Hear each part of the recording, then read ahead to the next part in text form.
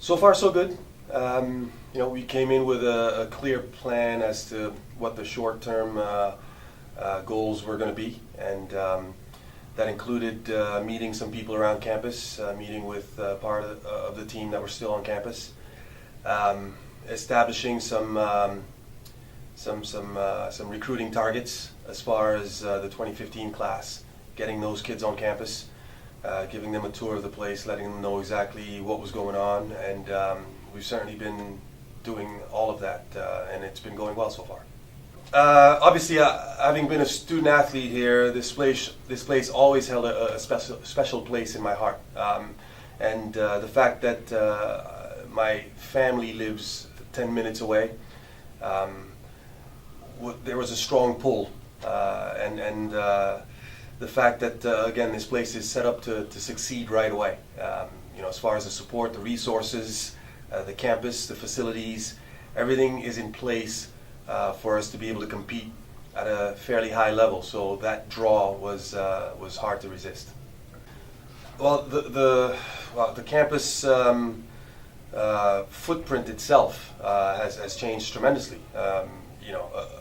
There are buildings where trees used to line that side of the street on the other side of the road, off North River Road, and I found that to be very different, and so it took a little bit to familiarize myself with that side of the campus. But the sense of community that drew me to the school in the first place as a student athlete is still there, and that's part of the attraction for coming to a place like Southern New Hampshire University, where people remember who you are, and that certainly has continued to happen as I've bumped into more and more people on my return. I met with about a dozen players on my first day, which was the last day of finals for them. Literally, cars were packed up and ready to go home for the summer. So we briefly met with about a dozen players, and then individually I've met with about 5. And we've had those sort of one-on-one talks in the office, and the group seems very encouraged. They've gone through a transition, obviously, which is never easy for anybody, but they're excited to start the process with the new staff, and I'm certainly excited to work with the group as well.